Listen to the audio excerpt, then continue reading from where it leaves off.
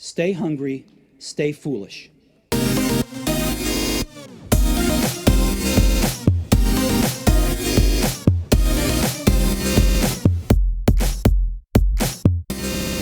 Every child has an inner spark, a combination of unique temperament and various experiences, and we want to fan that flame to help kids become happy, healthy, and internally driven to be the best them they can become. Payne, Bryson, and Dan Siegel. Children can often act out or shut down when faced with a setback or a tricky issue like homework, food, or screen time. Our guest calls this the no-brain response.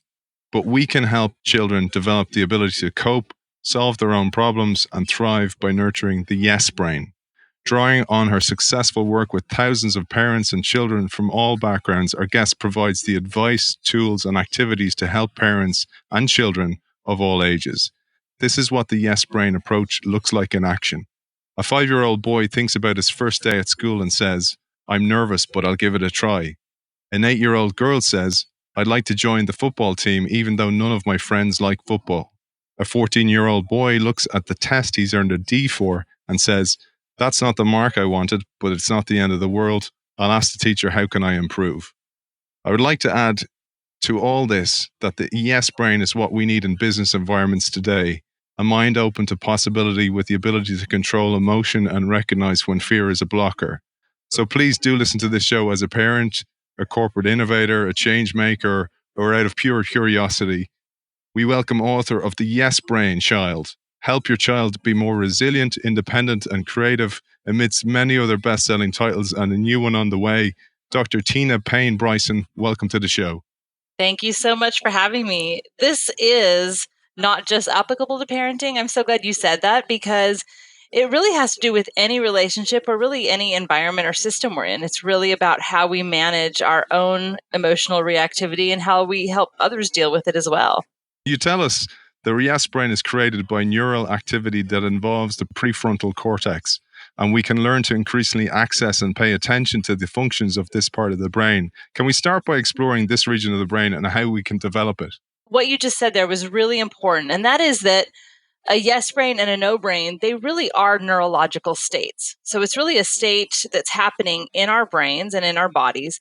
And then over time, which type of state we're in, a more of a yes brain or a no brain state, the more time we're in those states, it becomes not just a neurological state, but it becomes kind of our trait or who we become.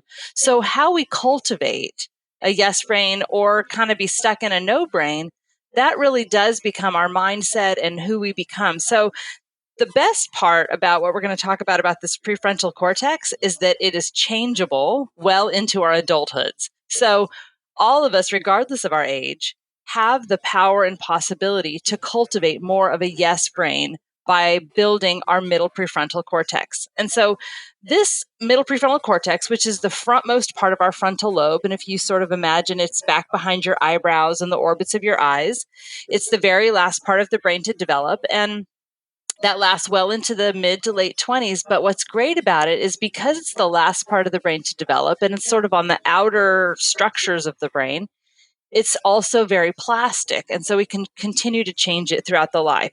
So what this part of the brain does is really kind of the seat of social and emotional intelligence, of academic or business success, and of mental health. So here are some features of that part of the brain. It lets us control our emotions or regulate our emotions. It lets us regulate our bodies. It gives us response flexibility. So this could be like a situation comes up and you're able to sort of think about the options. What are the consequences and rewards of each of those choices or paths, and to really be flexible to shift gears among those different options. So that's a really important one.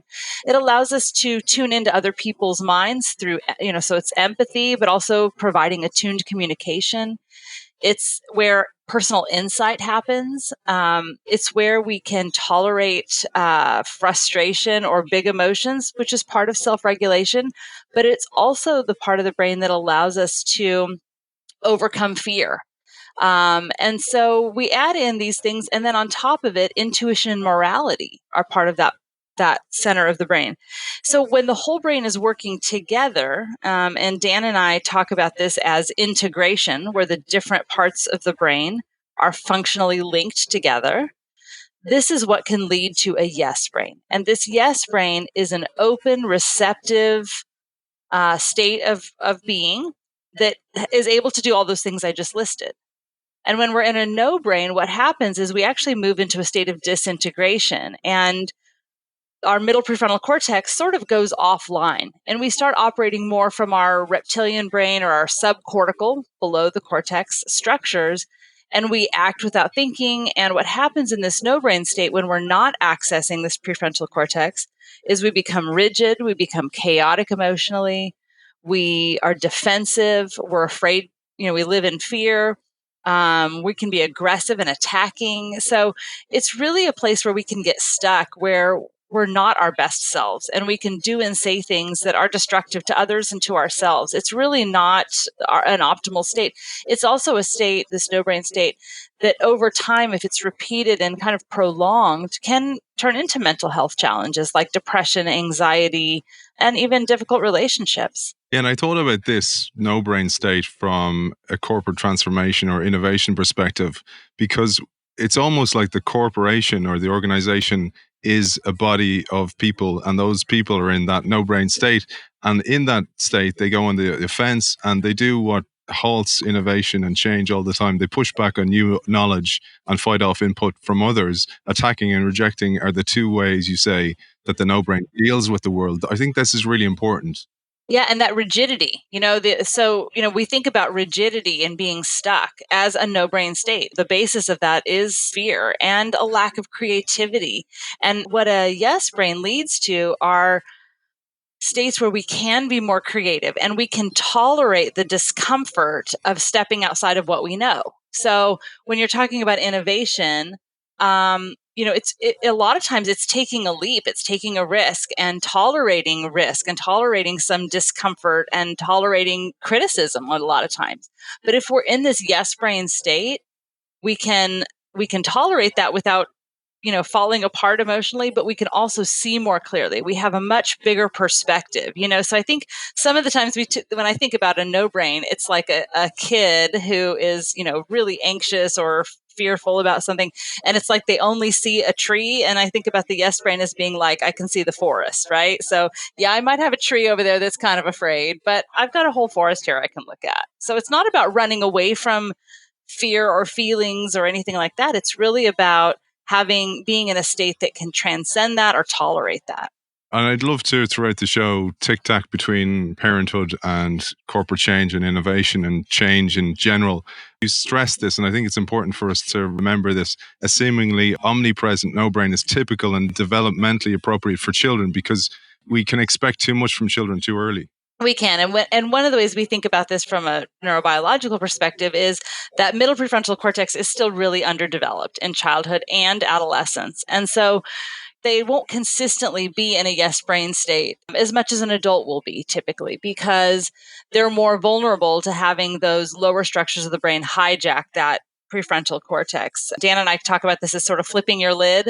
We do this little hand model, that kind of shows where the different parts of the brain are. And we talk about how when when emotion runs really big, or you get, things are happening really intensely, you sort of flip your lid and lose access to what that prefrontal cortex does. But yeah, and I think what happens over time is, as a child develops, their window of tolerance expands and their skills to deal with adversity and difficulty build and grow. So they move more and more into yes brain states. I think even our infants are in yes brain states. It's not that they will always be in no brain states. When an infant is happy and content and they're looking around the room and they're open to learning in those moments, those are yes brain states. And when they're hungry or hot or not feeling well, they cry, and that sort of becomes, they're overwhelmed with, this doesn't feel good. That's more of a no brain state. And so when we see a child being curious or creative or handling themselves well, when they're playing with a friend or a sibling and they're sharing or they're being cooperative, those are yes brain states. And what's so important to us as employers or parents or whoever we're sort of leading, we can think about this as leadership, is that the experiences we provide don't just influence the minds or characters of others. The experiences we provide actually activate brain activity. And so the kinds of experiences we provide and where we orient someone's attention to repeatedly makes neurons fire and wire. So we are sculpting people's brains in the kinds of experiences we have. So we absolutely can have an influence on children, especially in how we help cultivate that yes brain. We can help them have more yes brain states and build skills so that they can stay in that yes brain state so that it becomes more of a trait in who they become.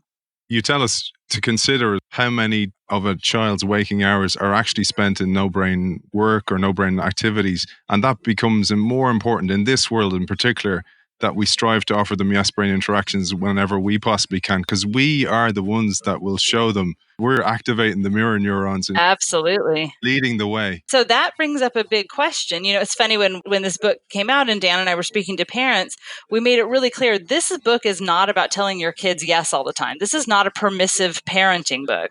What's important about this is children learn best through what they see and what they do. So, hands-on activities where they are moving their bodies and they're trying things out. They have these sort of trial and error moments of learning. They learn best from trying things themselves and from what they observe and how we parent, how we handle ourselves in the world, including how we're interacting in our relationship with our child. It's not just modeling. As you mentioned, there's mirror neurons and there's all of these things that actually captivate their attention that make their brain fire as well. So if we want our employees or our children or our spouses to be in yes brain states more, then that means we need to be. And so Dan and I really talked a lot about this fun idea about how we can think about not just our children's yes brain or no brain, but think about, am I being a yes brain parent right now, or am I being a no brain parent right now, right? And so I can handle a discipline moment in a way that's a yes brain way or a no brain way. So, and it doesn't matter if I'm saying the word yes or no. I can say the word yes in a really no brain way. Like I can say, yes, fine, just go ahead and do it. You're driving me crazy. Right. So that would not be yes brain parenting, even though I'm saying the word yes. It really has more to do with, are we staying in those moments open, receptive, learning, creative, flexible, empathic, using our insight, regulating our own emotions? Are we doing those things? And as parents, we're going to mess up all the time. We're going to do no brain parenting. It's part of who we are as humans. The key is if we have those kinds of ruptures with our kids, that we repair, that we say, gosh, I really got mad earlier and I don't like the way I handled that. I wish I had handled that earlier. And I'm sorry if that felt bad to you. So I think, there are ways we can make repairs. We don't have to be in yes brain states all the time.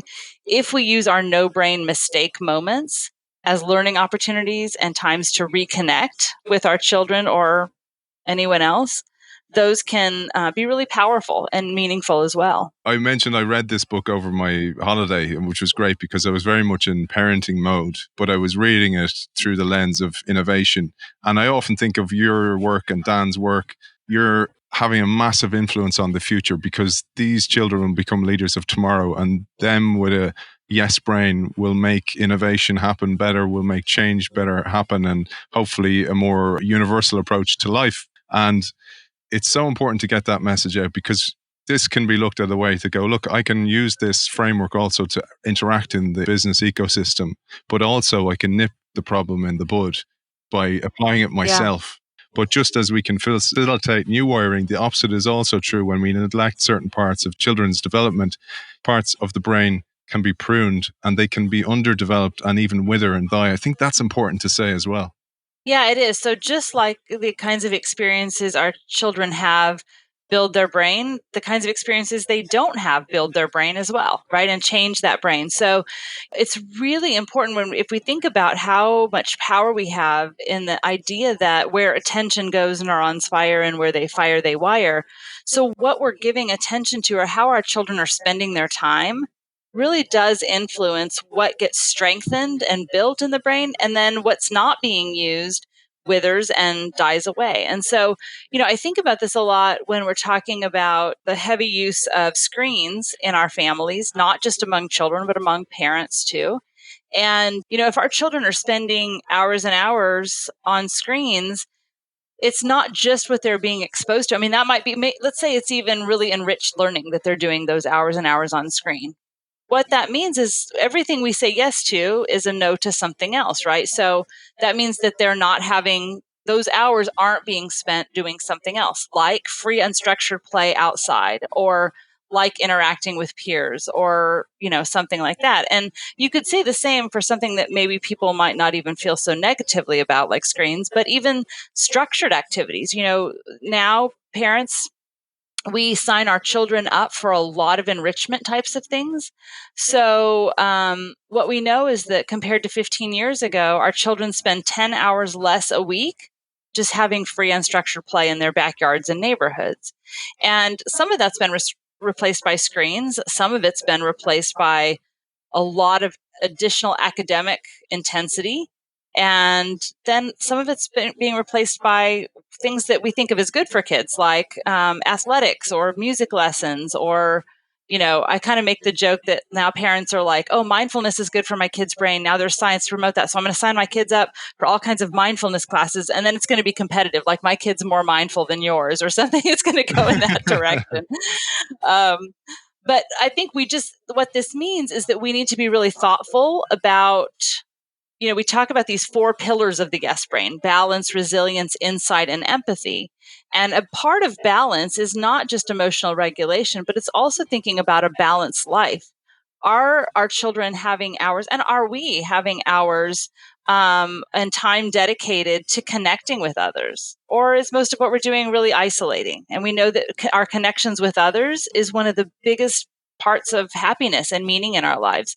Are our kids getting enough sleep? Most kids are pretty sleep deprived, and that can actually lead to more no brain states. So we really have to be thoughtful, because what we're not focusing on, what we're not spending time doing, is also impacting the brain. Yeah, and I think it's important there you mentioned free play, because I see this as a mirror of organizations as well, where it's all billable time, et cetera, and there's a lot of pressure on people. And you call out, this is very important to understand. Free play is not the same as structured play in sports and in life. Yeah, it's not. It's not the same at all. I mean, I think there's value and benefit that comes from structured things. Like, I think sports are phenomenal. All 3 of my boys have played team sports, and I think they're wonderful. I think they teach kids so many good things, and I think they're really connecting for communities. I've built a lot of relationships sitting in the stands at baseball games, and but it's not the same as this free unstructured play. And I think what's interesting is, I have teachers that have been in the field for decades, and everywhere I go, they're telling me I have more dysregulated kids in my classroom, and I don't know what to do with this. And they basically are saying kids have changed. Kids are changing.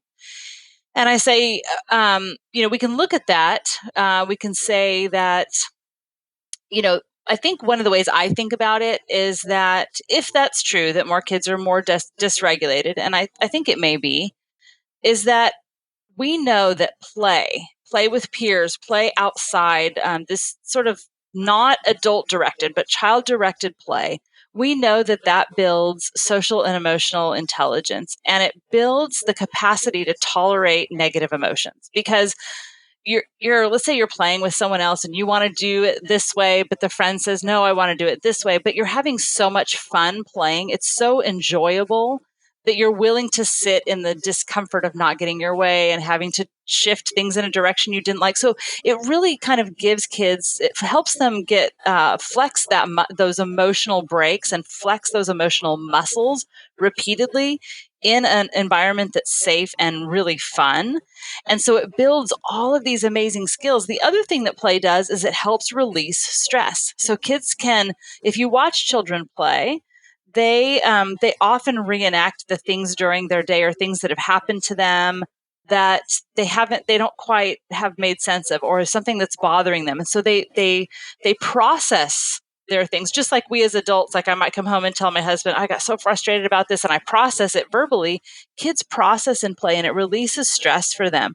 So if you take away kids' stress reliever, and you take away what builds their social and emotional skills, and you throw a ton of stimulation at them through screens, and you throw earlier academics at them, and you sign them up for a million things and have them overscheduled and they're not sleeping enough, of course we're going to have more and more dysregulated kids. And kids, I always really believe that behavior is communication. And so if you have a kid that's falling apart a lot, that's difficult emotionally, that's rigid and inflexible and emotionally chaotic, your kid is communicating something isn't working for me. Either I don't have the skills to manage the demands of my life, or the demands of my life are too big. Or sometimes it's a combo. And I love that idea, because that goes for bullying in the workplace and the playground, that it's communication of some way that the person's trying to get across. And as an adult, obviously, they're just children with longer legs. Yeah. You share a case study here, and you talk about a boy you worked with, which is Teddy. Yeah. And the importance of balance. And the first fundamental that emerges from the Yes Brain is this idea of balance. It'd be great to mention that to our audience. Dan and I start with balance on purpose, because you can't be resilient, insightful, or empathetic, which are these four pillars of what really is a yes brain. It's sort of taking the way we sort of came up with those four pillars is to take those functions of the middle prefrontal cortex and sort of group them into these four pillars. And we can't get to resilience, insight, and empathy, or any of the other functions of that prefrontal cortex, if we are not emotionally balanced, if we're not in a state of regulation. And so when families come to see me and they say, look, my kid is, having these big behaviors and they're sort of falling apart more easily, and all of these things are happening, before we get to any of the other things, we have to start and say, what's really going on here? Let's peel the layers back. And instead of just punishing this kid for his behavior, how about, which is to me like treating symptoms without looking at the cause. So we have to really peel back the layers and find out what's going on for this kid that's making him not be successful in weathering challenges during his day, right? He's telling us this is not working for me.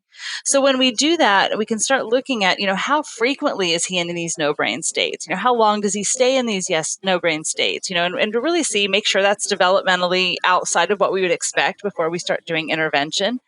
But what's really cool is that we can help kids become more balanced, more emotionally regulated. And for this kid, Teddy, and of course we've changed names and some details, but the first thing I felt like I needed to do was teach him about his own brain. And, Dan has this great word that he made up called mind sight.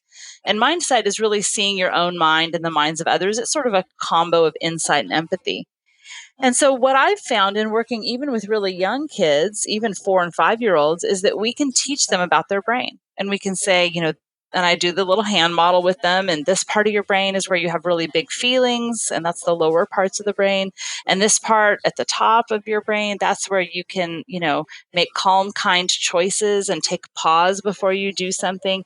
And when your feelings get really big, you can flip your lid. And so I taught this guy really also about, really just how his brain worked, and how he would get into these really, if anything didn't go his way, his parents were like, oh no. And he would just have these massive temper tantrums. He was about 8 or 9 years old.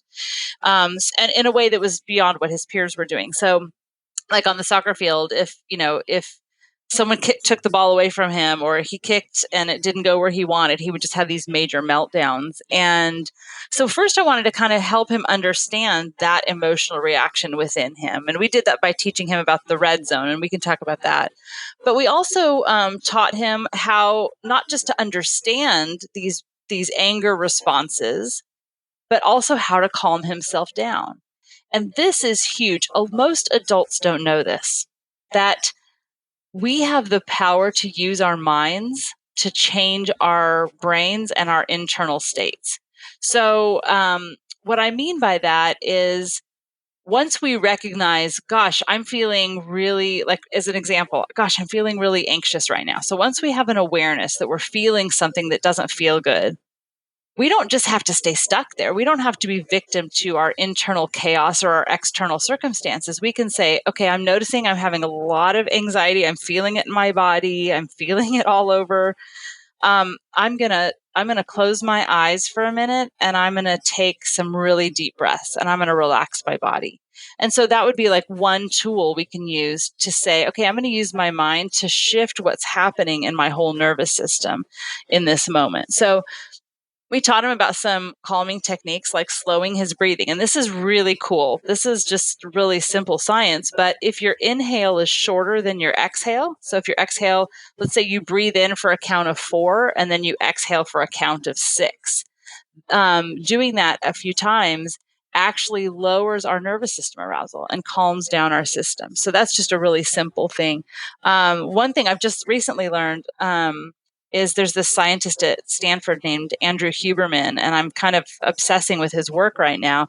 And he's a neuroscientist who's also a visual. He's also an ophthalmology professor, and he's done a bunch of science where if you go outside and you soften your focus and look at the whole peripheral view, like take in a much wider visual field, that actually regulates the nervous system. So I've been teaching that to teenagers and stuff recently, and it's been really powerful. And then the other thing we needed to do with Teddy is to help him when he gets really dysregulated and he gets frustrated really easily when things don't go his way, is to help him practice dealing with frustration in a way that he can tolerate. So what that meant was we didn't just teach him about his brain and teach him to breathe, but to say, we're going to practice having a yes brain or staying in the green zone we talked about with him when things don't go our way. So we would do some role play and give him practice playing games where he wouldn't win and things like that, and help him practice. It's like flexing a muscle, right? And we can really celebrate that. Now, one thing that's really important, and this is helpful for adults as well, but particularly children, when we are playful or in play states, so when we're silly or we're laughing or we're, really just in these play humor states, it totally expands our capacity to tolerate things. It keeps us in a yes brain. So, humans do this sort of automatically. Sometimes if something's really stressful or painful, we'll sort of laugh, even though it might seem inappropriate, but we're trying to stay in that state. So if you have a kid who's really anxious about something or who's really frustrated by something, the sillier and more fun you can make it, it will actually let them tolerate that frustration or that anxiety more if it's fun and playful. So that's a way we can sort of, bring that in. So when I was playing games with this kid and having him practice with these role plays, we were always also being really silly and playful. So, and then finally, the last thing that is really important for building balance is to remind parents that we can be this is sort of a fancy word, but co-regulators. So what that means is instead of okay, here's an example, Aiden. I was on an airplane a couple weeks ago, and it was a really long flight, and there were some parents on there. I'm always really compassionate and helpful to parents on planes who have really fussy children. But in this case, I had to really try to stay in my yes brain because this was a 5 or 6-year-old little girl, and she was really wound up. She was just screaming and yelling, and then she was laughing really loudly, and she was just tons of frenetic energy. She was just really in this chaotic state. And the parents must have yelled for 10 minutes repeatedly at her, calm down, relax, chill out. Like that was their whole strategy, was to just keep telling her to calm down and relax. It was that annoyed you, not the crying. Exactly. And the parents didn't know, right? Because I really believe that people do well when they can. And sometimes parents just don't know. Maybe they were exhausted, whatever. But I wanted to whisper in their ears, like, she doesn't know how. Help her calm down. Help her relax. She can't do it on her own, or she already would have. Because she's getting a lot of negative feedback from you, and she wouldn't want that. So this is where, when our kids are in no brain states, when they're sad, afraid, angry, even at us and being disrespectful to us in that moment, when children are at their worst, when adults are at their worst, that is actually when we most need connection. So when our children are unbalanced in a moment and they're kind of falling apart, that's when we can come in, and we're sort of like an external hard drive. We become the external prefrontal cortex, right? So we sort of plug into our kids' system and know that their prefrontal's not working. So we're going to access ours and use ours. And we're going to really, say, I can see you're having a really hard time right now. I'm right here with you. You're safe. I've got you. And we'll figure this out together. But it's really this idea of helping them move back into balance through connection, through soothing, through empathy. And this, again, is not a permissive approach. Once the child is back into a yes brain state, that's when we address the behavior, because the brain is either in a reactive state where it cannot learn or in a receptive state where it can learn. When we're in a no brain state, not only are we not creative or flexible or regulated, but we also are not able to learn. And so if the whole point, and Dan and I wrote about this, in length in our book, No Drama Discipline, if the whole point and purpose of discipline is to teach so that the child becomes self-disciplined, to build skills so they can do it for themselves, even when no one's looking, they are, doing well in the world. Discipline's really about teaching. And most of the world thinks about discipline as punishment. But punishment almost never builds skills. And so our kids don't have a better strategy to use the next time. So the original meaning of the word discipline is to teach. So if we can hold that idea in our mind that every discipline moment is actually an opportunity to teach. And so if we want our children, if we want to be effective disciplinarians, by that I mean teachers, we have to make sure that the person we're teaching is able to learn in that moment. So if I have a kid that's really mad, and whether it's at me or something else, and they're disrespectful, they say, like, I hate you, you're so stupid. Now, my instinct is to say, you can't talk to me like that. That's so disrespectful, which actually, you can't talk to me like that. That's a really dumb thing to say, because they just did, right? But, and to kind of lay down the law and not allow them to act like that. But if I'm a really thoughtful disciplinarian and I can stay balanced myself and stay in the yes brain state myself, then what I can say to the child is, oh, I can see you're so mad right now. I will listen. How can I help? And I help them move back into a yes brain state through connection and empathy and soothing.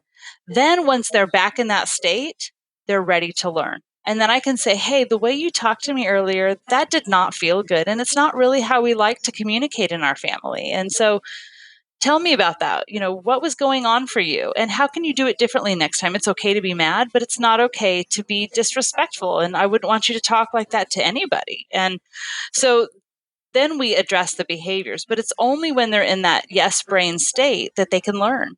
Yeah, and I think this is a really important one, because people who are progressive and taking in new information, etc., often try to impart those lessons back to their children.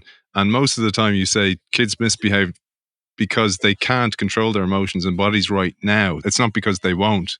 Right. And before we teach them or try to derive a lesson from an experience, we must first calm them and then guide them back to equilibrium. I thought that was a lovely way of putting it. Yeah, it's so important. The first step is to make sure we're in states of equilibrium, right? Because I can't teach effectively if I'm in a no-brain state, right?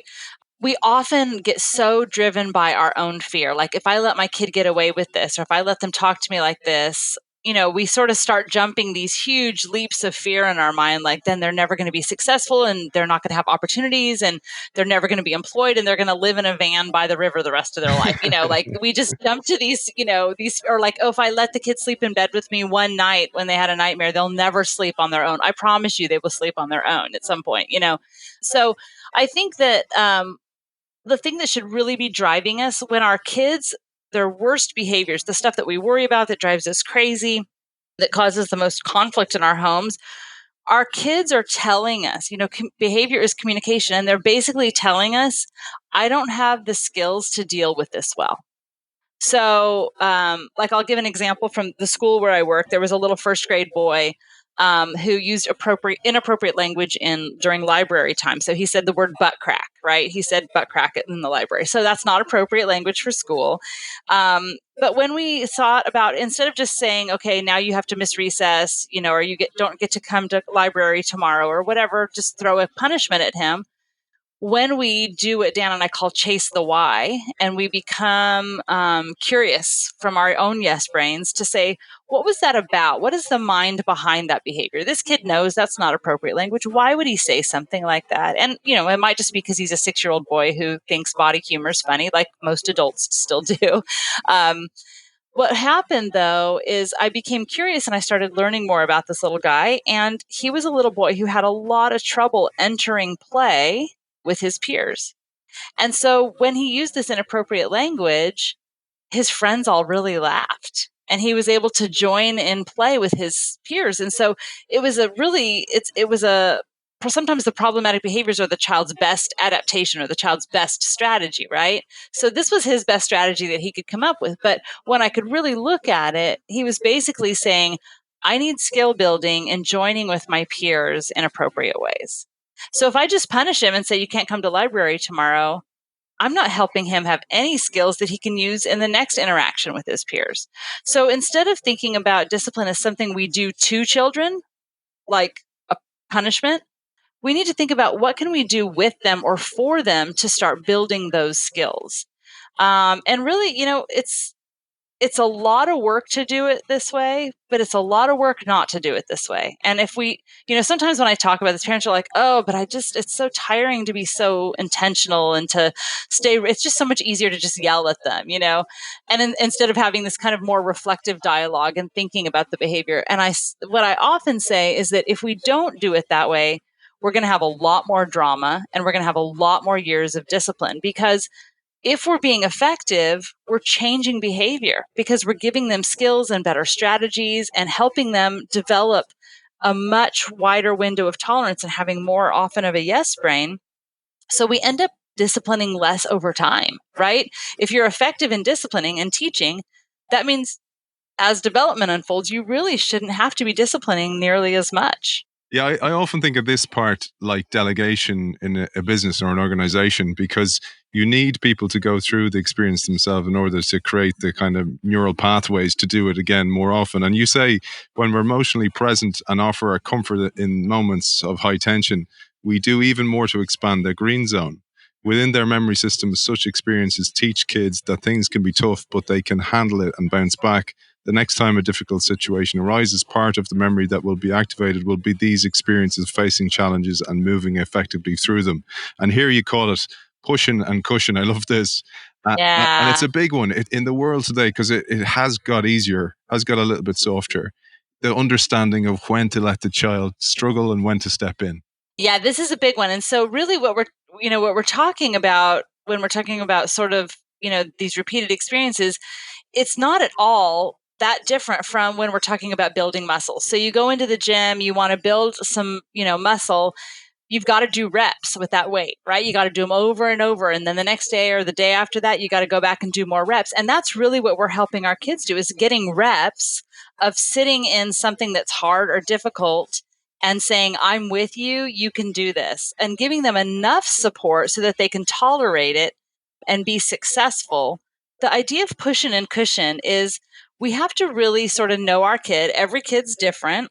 And some kids need to be pushed a little bit more to step outside their comfort zone, to try something new, to take a risk, to, like some kids that they're really scared to go off to summer camp for a week or two, and the parents know that this will be a really good experience for them. So they're kind of pushing, even the kids like, I don't want to be away from home.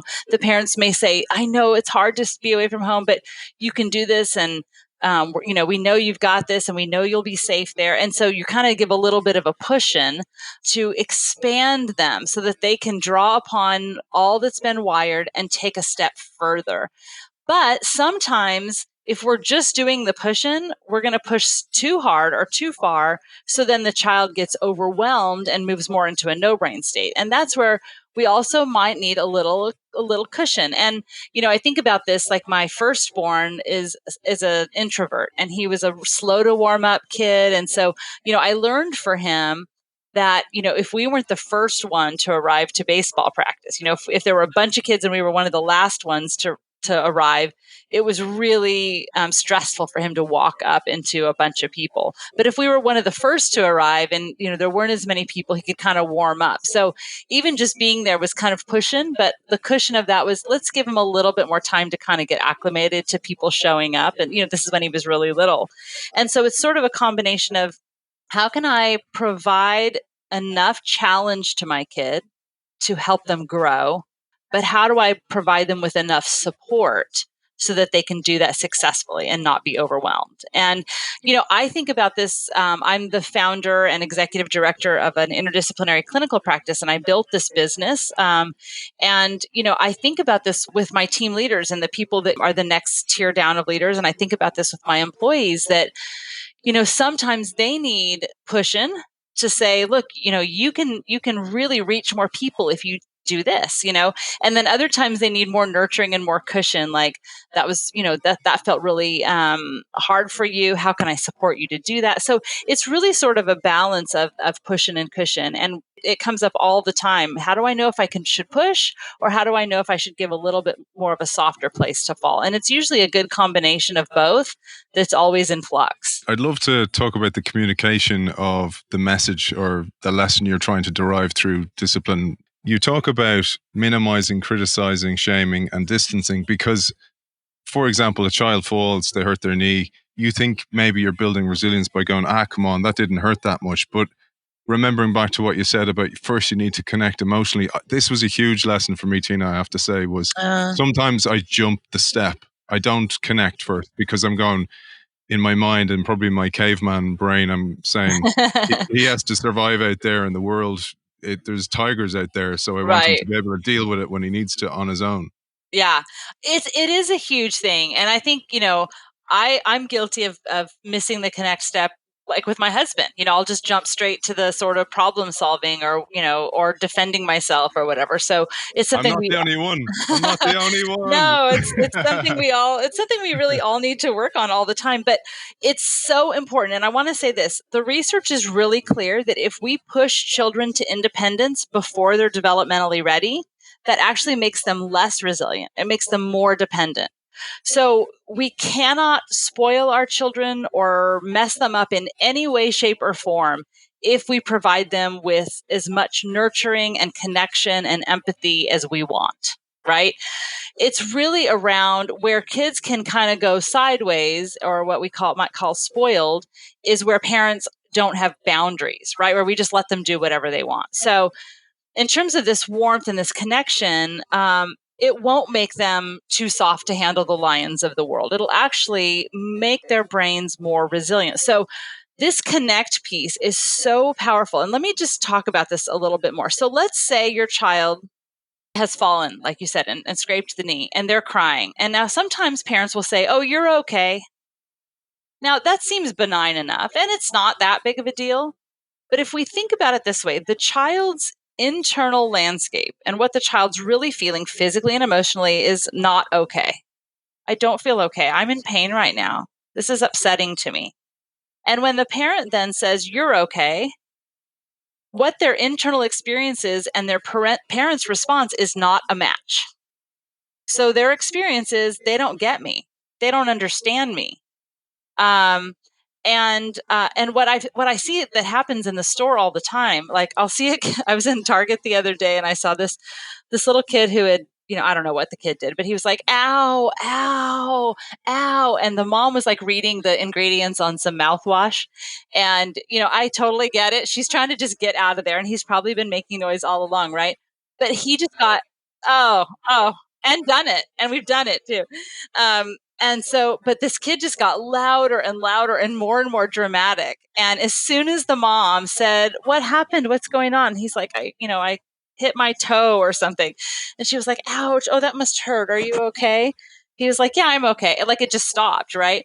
And so what happened there was, it took a minute, but once this kid's internal experience and the mom's response were a match, the child could let it go. And so what happens over time, and this leads into a lot of science on attachment, is that if you have an internal experience and your parent always or frequently is dismissing it, denying it, telling you it's not that big of a deal. Quit crying. Why are you being such a baby about that? If you're going to be upset, just go to your room and be upset. And when you're all together, you can come back out. When we do these kinds of things as a parent, then the child has a lot of actually internal isolation because they're not seen and they're not understood by their parent. And so what happens, like my niece one time said, Auntie Tina, are you mad? And I wasn't even aware. I wasn't mad at her. I was mad at somebody I was on the phone with or something. And I thought, like, my first instinct was to be like, no, I'm not mad, to kind of minimize it myself.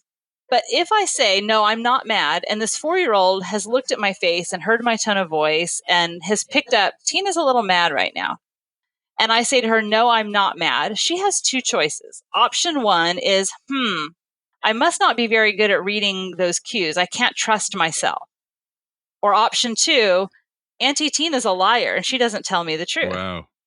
And so those are the two options. When we minimize or dismiss or deny or counter argue, with our child's experience, and children with their parents, we have to be able to trust our caregivers, or biologically we think I won't be able to survive if I can't trust them. So what happens typically is that children will say, I must not be able to trust myself. So they start becoming disconnected from their own internal world and their own emotions. So this is really an important piece. You talk here about the 4 S's. This is a really great takeaway maybe we can get from it. The safe, seen, soothed, and secure. Yeah. And, this applies to every relationship, because what this is about mammal circuitry. Okay. So this is how we are all hardwired as mammals. And this is so fascinating. And this is, Dan and I have a book coming out January of 2020 called The Power of Showing Up that goes deep into this concept. But the single best predictor for how well children turn out on everything that they are measured on, and this is based on decades and decades and decades of science, is that they have had secure attachment with at least one person. And when we talk about secure attachment, Dan and I really like to talk about that as the 4 S's, where we feel safe, seen, soothed. And then over time, when we have those experiences of being safe, seen, and soothed, predictably, not perfectly, but most of the time, then we develop this 4th S of security and predictability. And what happens then is our brain becomes wired to know that if I have a need, someone will see it and show up for me. And you can see how that translates into the kinds of friendships we pick and the kinds of mates that we pick. And what's so powerful about this is that this is a mammal drive and instinct. So if you're a chimpanzee in the jungle and you get hurt, or you hear a scary jaguar snarl, the first thing you're going to do as a mammal is run straight to your attachment figure, someone who will help you survive. Okay, so what this means is that this attachment drive is really fundamentally based on that when we are in states of distress, that's when we most need connection and protection. And so what happens, though, for a lot of kids is that when they are in need and in distress, sometimes it looks like bad behavior, and no one helps them calm down or be understood. They instead get punished. And I'm a big fan of natural consequences. Like, when my kid didn't do his project very well and he came home with a D, I was like, oh, it's disappointing to not get the grade that you want. Like, I can still be empathetic without, rescuing him or, whatever. So it's not about protecting our kids from not feeling bad things. It's about walking with them through it so that they feel held. And so, this is so key. Like, if this is, and, a lot of, about 50% of U.S. parents are anti-spanking and about 50% are pro-spanking. But in the U.S., about 94% of children are spanked at least once by the time they're 1. So it's an almost universal childhood experience, whether parents believe in it or not. And I think this is a really, there's lots of arguments against corporal punishment or spanking. But I think this attachment one for me is the most compelling, because one of the things that we know about attachment is that there are these different patterns of attachment. So secure attachment is the best predictor for how well kids turn out. And what we know about that is it actually develops the prefrontal cortex. So it develops a yes brain, this relationship. But there are what are called insecure styles of attachment, where you have a really disconnected emotional desert type parent. Where your needs are not seen and soothed and connected to, or you have a really chaotic parent that's super unpredictable. And then the most difficult pattern of attachment is called disorganized attachment.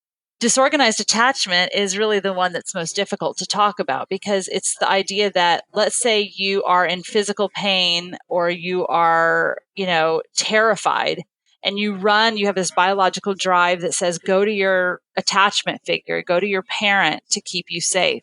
But what happens when your parent is the source of your pain or the source of your terror? Then it creates a completely different competing biological drive that says, get the hell away from what's dangerous, right? So you've got this competing stuff. But the way we think about these four S's, this so powerful, and I think it is so hopeful, is that, the best predictor for whether or not we as parents can provide secure attachment to our children, provide predictable but not perfect experiences to help our children feel safe, seen, and soothed and secure, is not whether or not we had parents who did that for us. Thank goodness, because that's about 40% of the population.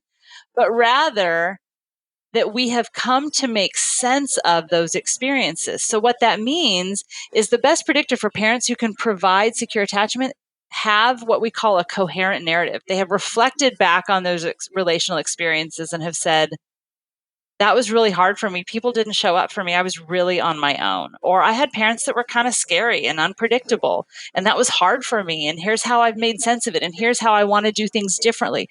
When we can get to that place of reflection and creating a coherent narrative, the research shows that we can get what's called earned security ourselves. And then we can parent our children in those ways too, that develop their brains in the most optimal way. And this is so great, because what this means is that in a moment as a parent, when I don't know what to do, I don't know how I should respond to a particular behavior or a particular issue. And as when they become teenagers, like my boys are now, the stakes are higher, that they do things that can lead to more dangerous kinds of outcomes. In the moment, I'm like, what do I do about this? How do I handle this? How do I respond? I can always go back to the four S's. They are my guiding light as a parent, because they keep me in a yes brain state. They help build a yes brain in my child. And I can say, how can I respond in a way that helps my child first feel safe, seen, and soothed and secure? And once they do that, then we can problem solve together. And so this is just a huge, huge way that we do this. And, when you talk about skipping the step and kind of going straight to the problem solving, addressing the behaviors kinds of things, that reconnect step is good. But when we connect first and bring this idea of these four S's, it changes everything. I had a client that I was working with, a dad who had a really challenging 5-year-old. The kid was a very, he had some sensory challenges. And so he was a really sensitive kid who would overreact really easily. And so they would end up in these battles. The kid would yell and scream and even sometimes kick his dad. And then the dad would, those states are contagious. So dad goes into that state too, this no brain state with him, and starts yelling. And so they ended up just both of them being in these no brain states day after day after day. And so I coached this dad. And I told him, I said, the next time your son is in that really reactive state, I want you to stop yelling, because you're actually activating his fight, flight, freeze circuitry when you're communicating threat to him through aggressive facial expressions and aggressive tones of voice. And what I want you to do instead is to sit in a really relaxed posture below your child's eye level. And he wasn't on board with this at first. He was like, you want me to sit in a submissive posture to he didn't. And I said, no, it's not that. Think about it as an intentional posture to downregulate his nervous system. I just sort of used a bunch of science words to make him feel better about it. But I said, and when you're sitting in that state, your child's raging. He's being disrespectful. He's yelling. He's throwing things, whatever it is. I want you to only say two things. I want you to say to him something empathetic. Buddy, I can see that you're so mad right now. And number two, I want you to say, I'm right here with you. And I didn't think I would ever see those parents again. The dad didn't receive this very well. But a couple weeks later, they came back and the dad said, I have to admit, when we left your office, I just thought it was such a waste of time and money. And I just thought it was BS. And he said, but in a moment of desperation, my child was raging and I didn't have the energy to battle with him. So I just sort of sat on the floor and he said, I didn't say it exactly like you. I was like, I can tell you're mad, but I'll sit here, but it was progress, right? I was still happy. And he said, my child calmed down faster than I've ever seen him. And I stayed calm, right? And so we have to remember these brains of ours are neural networks. And so when we start yelling at someone, we activate our own fight circuitry. But even if we're wanting to yell or we're really frustrated and we sit in a relaxed posture and we say something connecting, I can tell you're mad, but I'll be here with you. What we're doing is we're activating a totally different neural circuitry in our own brains, right? We're activating our own yes brains. So what happens there is the child feels safe and seen and then soothed. When you say, I can see you're upset, that's seen. And then you say, I'm right here with you, or you're safe, I'm with you. You're saying these kinds of things to our children. It very quickly helps them move back into a state of regulation. And it's really back to those 4 S's, helping them feel safe, seen, and soothed. Yeah, and there's so much more in this book that we're not going to get through, but I found it really encouraging. And the key takeaway from the book was that if we do nothing else but provide the experience of feeling safe, soothed, seen, and secure most of the time, we're doing the most powerful thing that we can do to build an integrated, resilient brain. And I think that is really important message to get across as well, because there's so much information out there. People feel stressed themselves, let alone having to think about the brain architecture of their children.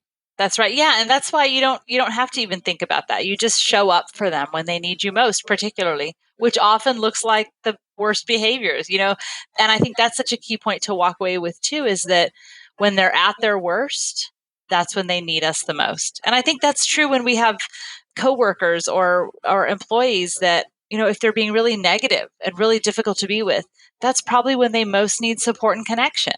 And so this is just such an important, compassionate way to be in the world, that when we see people being vile and doing and saying things that feel like evil, even then we can say, something difficult may have happened to them. And not that we have to heal the world with taking care of everybody, but I think the people in our immediate circles that are struggling, they probably need connection too, and we can approach with compassion. I love that as well, the idea that behavior is communication. Tina, where can people find out more about your work, your new book you mentioned, etc.? Yeah, so my website is tinabryson.com, and that's Bryson. And they can find all the information about the books. We've got the new book that I mentioned coming out January 7th, 2020, called The Power of Showing Up, and that's available for pre-order. And we're so happy to say that all of our books, but particularly The Whole Brain Child, No Drama Discipline, and now The Yes Brain, are translated in many, many languages. Whole Brain Child is up to probably 45 or 50 languages by now, all over the world. What a legacy. Author of The Yes Brain Child, Help Your Child Be More Resilient, Independent, and Creative, Dr. Tina Payne Bryson, thank you for joining us. Thank you.